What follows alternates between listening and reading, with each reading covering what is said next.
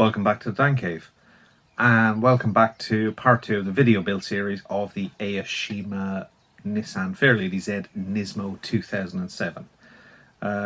So part 1 went out last week, covered the bodywork, paint stage, 2K. Part 2 is now going to start looking at the running gear and the interior parts, and we'll basically get that onto kind of a rolling chassis / tub. And that's what I'm going to cover today. So if you haven't done so already, please like and subscribe. If you have done, thank you very much, and thank you to everyone who's subscribed so far. However, sit back, put your feet up, enjoy the video, and thanks for watching. So the first part of this kit is to start getting everything off the sprues. So all the running gear components. It is a fairly simple kit from Aoshima. There's not a huge amount to go on the suspension, steering, and kind of drive side. But you do get the option to have the car in a lowered position or in a normal position, and I've chosen the lowered position. So as is normal, once all those parts are off the sprue, it's time to get kind of cleaning all those kind of seam lines and sprue attachment points. So first thing is with the sprue gates, it's just use a sharp scalpel in my case, or sharp craft knife, just to remove that little bit of excess plastic.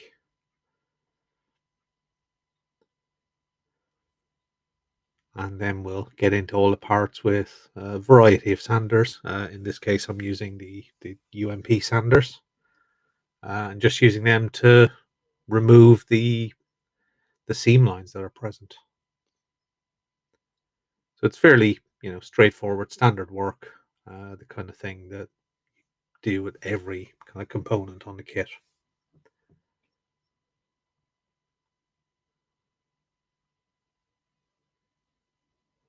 So in this case, there's just a little bit of a seam line around I suppose it's the wheel hub.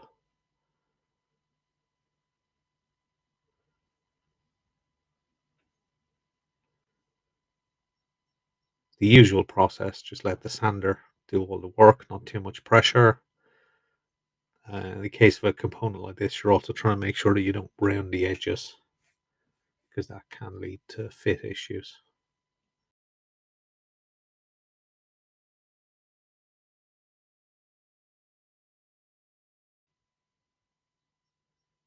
So once I've basically cleaned up all those components, I like to use little plastic tubs just to kind of group components. So in this case, I'm kind of grouping all the brake, suspension, and steering parts. It just keeps things nicely organized and keeps things ready for paint. So a similar process is going to happen with the interior tub. So all the parts are going to be clipped from the sprues. Same kind of cleanup process. Here I'm just removing the inside door cards. And these components will go in their own little tub, ready for mounting for priming a little bit later on. So in this kit, you do get the option of having left or right hand drive. In this case, I've gone for the right hand drive steering wheel.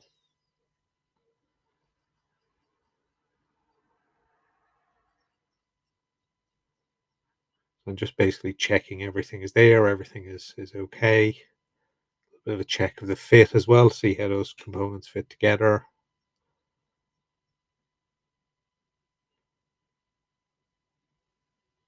Just checking for seam lines. Everything looks pretty good on all these interior components.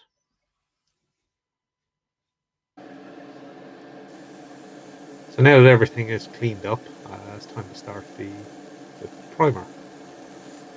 So all these parts are primed with UMP grey primer,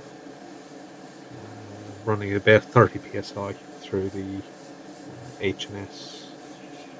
No, I'm not using the H&S today because the back of it is in the left hand side of the shot. That's because it's soaking in lacquer thinner from where the 2K. So I'm actually using another airbrush. So again, primer process, just build up that grey primer nice and slowly. Get a nice couple of coats down on everything. Because the plastic is black, sometimes grey is quite a good primer colour. Even though it'll end up black again, it just means it's easier to see where any of the defects are on those parts, if there's any seam lines left, etc.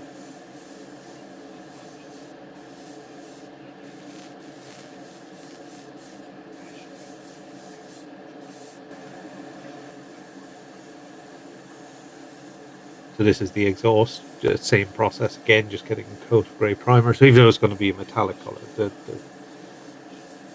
grey goes down absolutely fine and is a good enough base for this type of component. So that's all the priming work done. As I said, we're now coming back to basically paint what was black plastic, convert it into grey with a primer, and now it's going back to a satin black. So I'm using Revell Aqua, shot through the airbrush, thinned 50/50 with UMP thinner, and Revell Aqua's work very, very well when thinned with UMP thinner. Very nice to spray with and produce a nice good finish.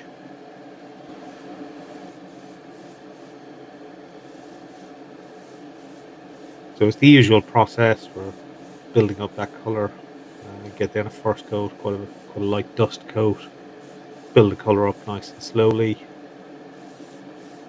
It's on the underside, it doesn't need to be an absolutely perfect finish, but it does need to be a good finish.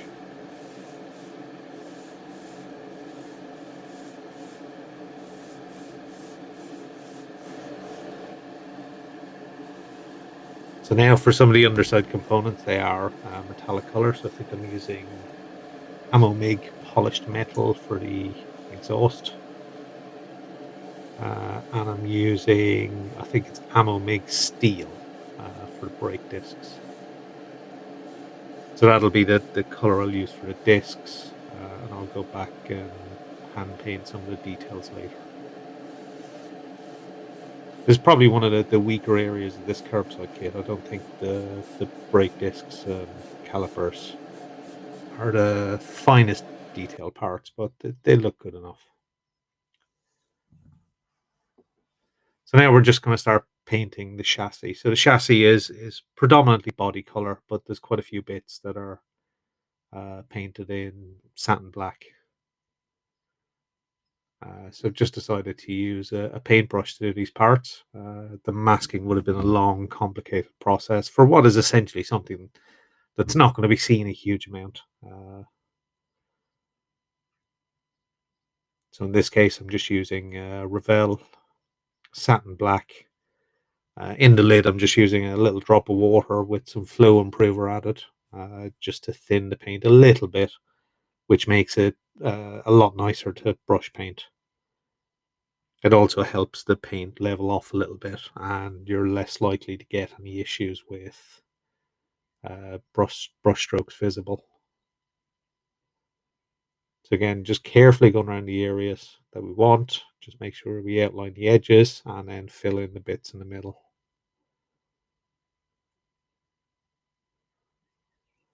So you could airbrush this part. You could spend quite a few hours masking everything up.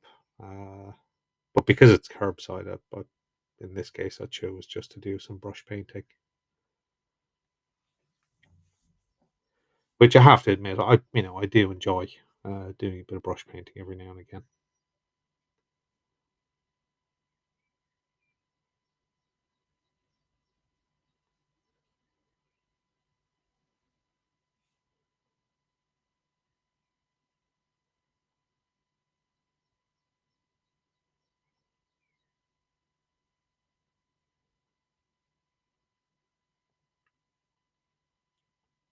So these Revell Aquas do brush nicely straight from the pot.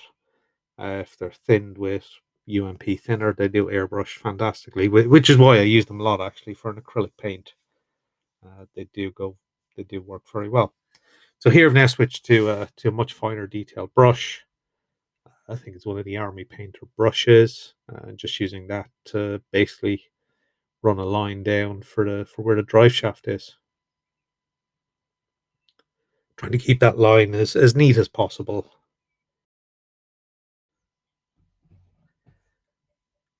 So I spent, the majority of my modeling career without an airbrush. So I've done a lot of kind of brush painting, and now that I use an airbrush and have been for about 3 years, I still like to do a little bit of brush painting every now and again. I find it's quite enjoyable, and it saves many hours of masking for something that essentially is not going to be looked at very often, if ever at all.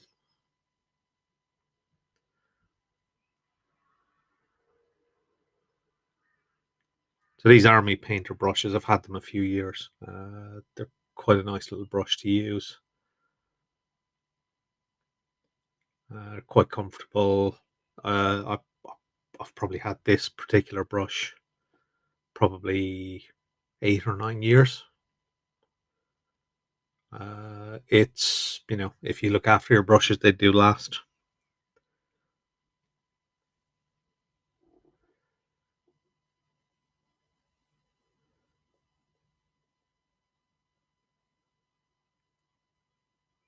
So again, I'm just checking exactly where I want to basically run that boundary line for the black paint,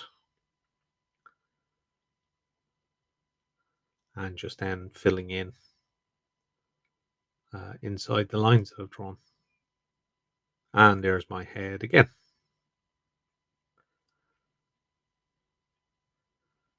with quite a lot of noticeable grey hairs, I might add.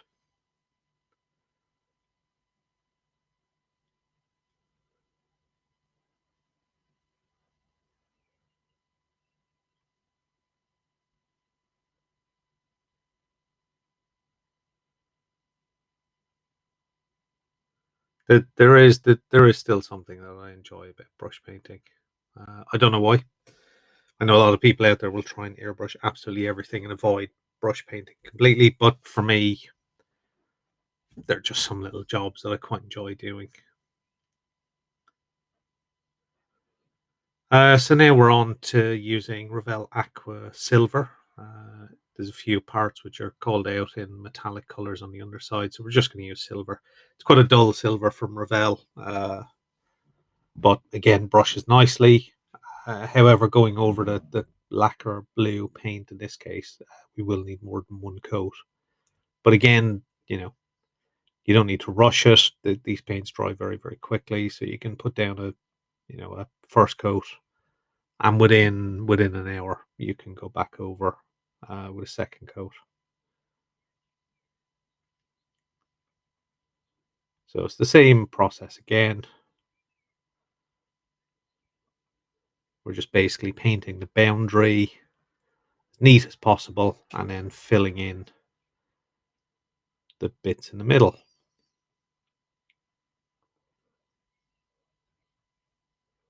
Using a little bit of water with some flow improver, that helps the paint level, helps it flow nicer off the brush, and just thins the paint a little bit. Because Revell paint is quite thick, but I think that's why it tends to be quite a good brush paint.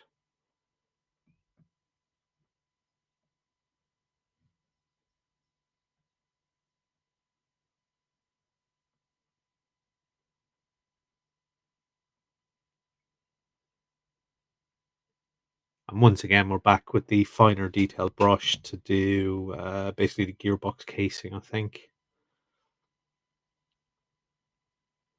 And again, just to get our nice boundary lines just a little bit easier with the finer brush. And then we'll fill in the details in the middle. I will go back a little bit later and that'll get a second coat. And yeah, that looks all reasonably neat and tidy. To be honest, even if it wasn't, I don't think anyone's ever going to see the underside, because these kits, aside from me picking them up to dust them every now and again, they just don't get picked up and looked at. Certainly not on the underside.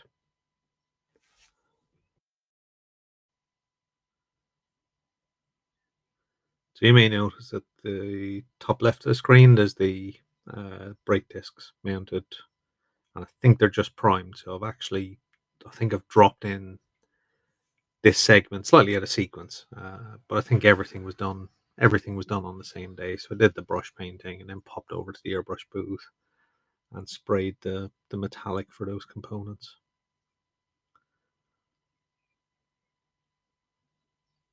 But either way, we're kind of working through all the components, getting them painted, well, primed, painted, and prepped.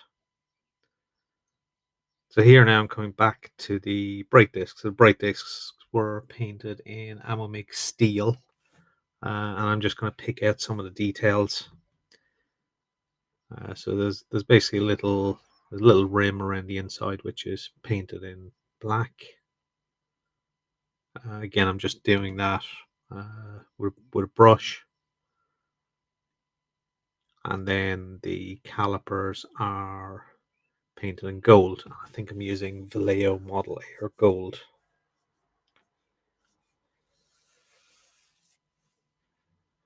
So there's a couple of little Brembo decals which go on the brake calipers.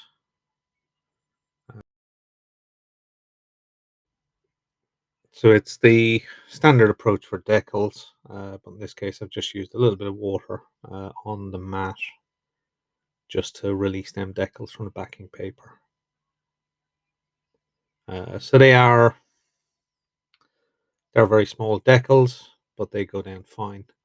There's then an individual little center cap for each of the wheels, and that's done in the same process.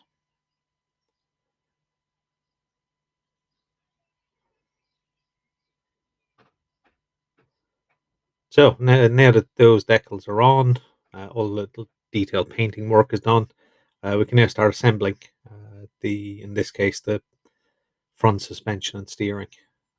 So there's a little, so basically the brake disc mounts directly to the hub. There's a little pin that goes through in the middle, and that will attach to the wheel a little bit later. So both those components will get mounted to the front of the chassis, and then that steering arm will clip on either side. And that doesn't get glued on, which means the steering is posable.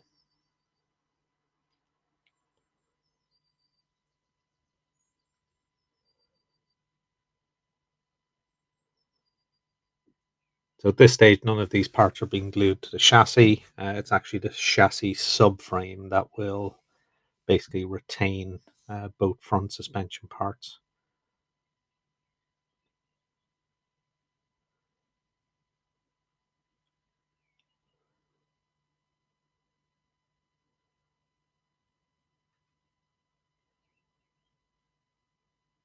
So I'm just checking to make sure that that's all fitted correctly and aligned properly. Once I'm happy with that subframe component, there's 4 little tabs. Use a little bit of CA glue to make sure it lines up at the bottom of the suspension struts. That basically traps the front suspension and makes sure it's still posable. So again, fit was very good for these components. Went together absolutely fine. So the rear brake discs basically mount in attachment points on the chassis. These are posable for the lowered version or the standard version. So I've used the lowered version for the front, and I'm going to do the same for the back. So you need to make sure that they're positioned correctly to match that lowered stance. So now that all those components are on, basically the wheels can go on. There's a little poly cap in the back of each wheel, and they go attached to the little pins that were mounted in the front suspension and brake components. There's a drive shaft for the rear, which goes all the way through.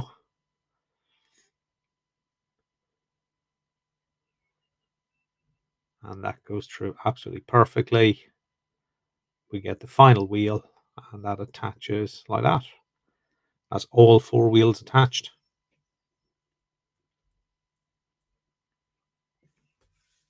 So now that the Drive components are on. We can attach the exhaust system. So with this curbside kit, basically the front of the exhaust just sits in under the subframe. There's absolutely no engine detail whatsoever, but they slot in either side of the subframe, and there's a couple of attachment points along the way. So there's a little bit of subframe brace goes across the bottom of it, and that sits over the exhaust. So a couple of little dabs of CA glue. The pins are quite small, quite hard to see, but just a little bit of care and attention just to locate them properly, and they'll sit in absolutely nicely, just like that.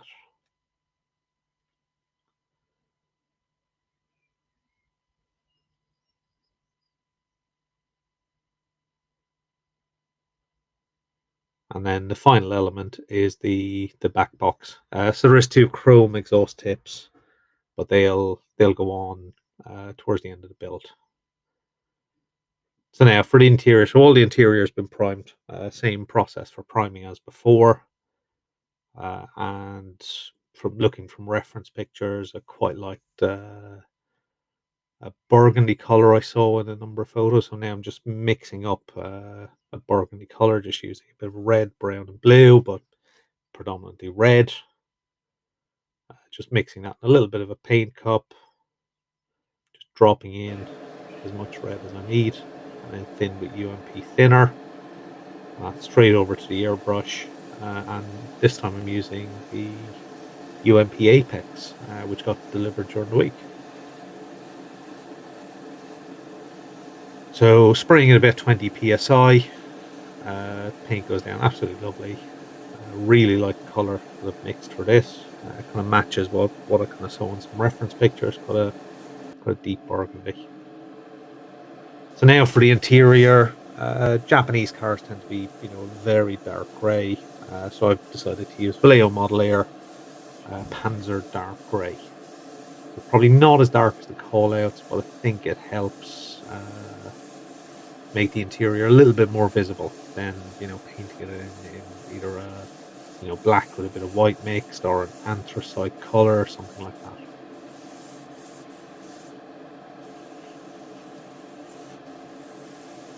So that Vallejo Model Air is, I think it's straight from the bottle, and that sprays through the apex absolutely fine. So I've not used a UMP apex before, so this is the first one I've had. I have to say, so far so good. It's works very, very well.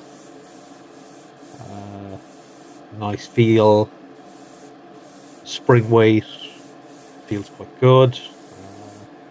And it seems easy to clean. I think I've used it on most of the interior colors and absolutely fine.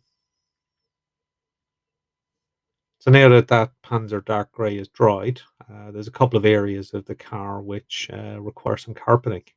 So the rear boot tray and the interior tub. So I'm just using some Tamiya X22, just putting on a nice thick coat, and I'm going to sprinkle some black embossing powder on it. It was what I had to hand, basically. A lot of people use flocking material from the like of Scale Productions. I had some embossing powder. I think it looks quite good when it's done. So you just basically sprinkle some in over the wet paint and then just shake off the excess. And basically, the wet paint is the thing that adheres that embossing powder to the inside.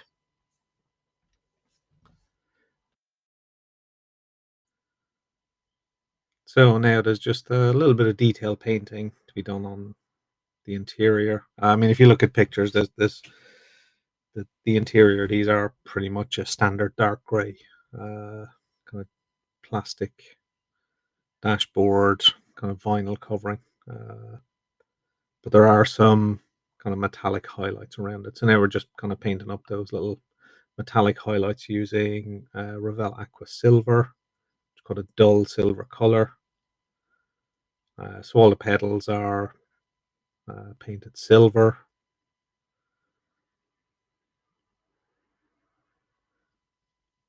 And just around the kind of main binnacle. Now, a lot of this footage, sadly, has got my head in the way. But again, it's like any other kind of little painting job.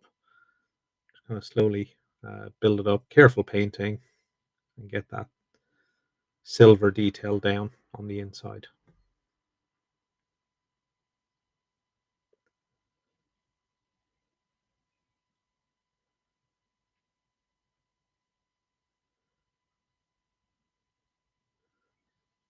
So as you can see, the camera decides to focus on my optivisor rather than on what I'm painting.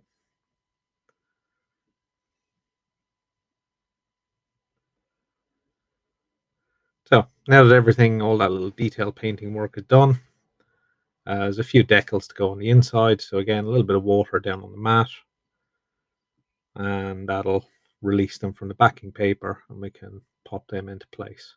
So there's one for the stereo, one for the sat nav unit, and then the dials and gauges which go on the main interior displays. So here I'm just getting the main dials onto the kind of center binnacle display. They are quite small, a little bit fiddly, but you can get them in place and a little bit of UMP normal setting solution, and they'll adhere absolutely perfectly.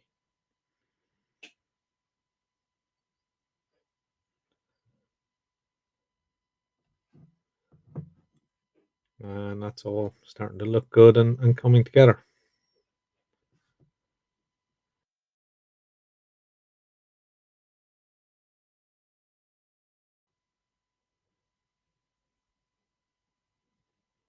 And once again, we get my head in the way.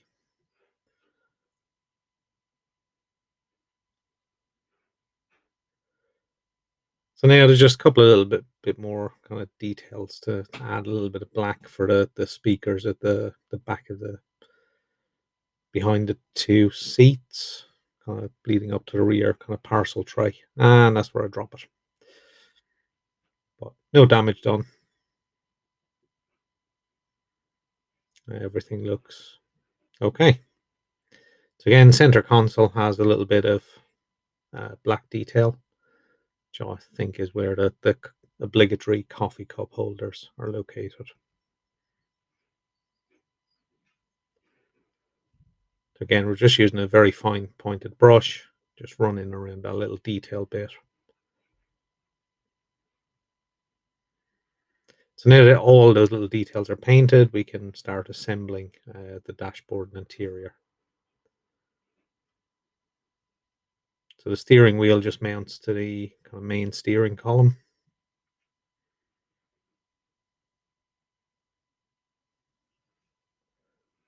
And that's where I stick my finger to the top. The dangers of CA glue. Yep, done it twice.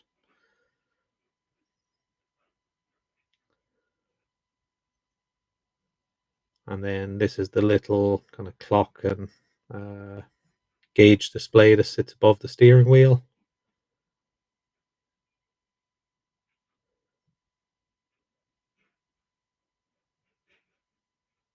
And then all of that little sub-assembly pops into the dashboard. So as I said earlier, you can choose to do left or right hand drive on this car.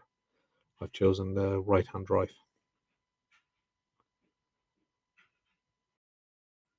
So here I am just adding the armrest detail to the seats. It is worth noting that they are different left and right, and will be different depending on whether you go for a left or right hand drive. So here I'm just mounting the rear parcel tray onto the main interior tub. This is also where I managed to get some CA glue across the inside paint, and I'll go back and have to touch that up later. I should really have put just CA glue on the bottom part.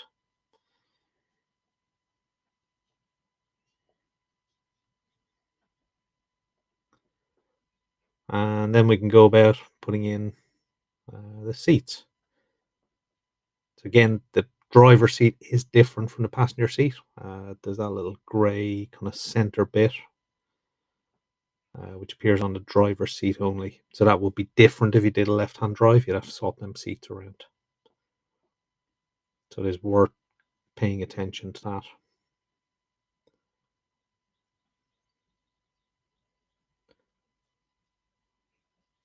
So again, a little bit of CA glue. They just sit straight down on the mounting points. And then the interior door cards fit perfectly.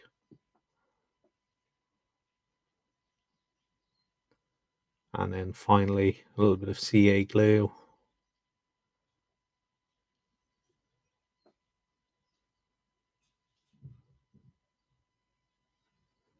And I can mount the dashboard.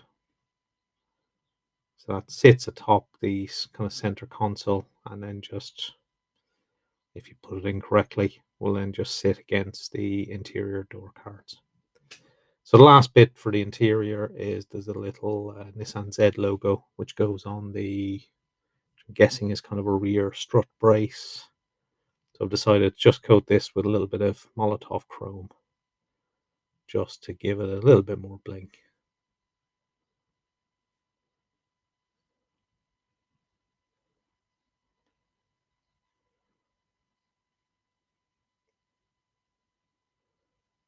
So now that all those interior bits are fitted, that interior tub can get put on the rolling chassis that we finished earlier in the video. So a couple of drops of CA glue, and that allows us to get that interior tub onto that rolling chassis. So we're at the end of part 2 now. So thanks for watching. Please like and subscribe, and look out for part 3, which should be the final part very, very soon. So thank you, everyone. Stay safe.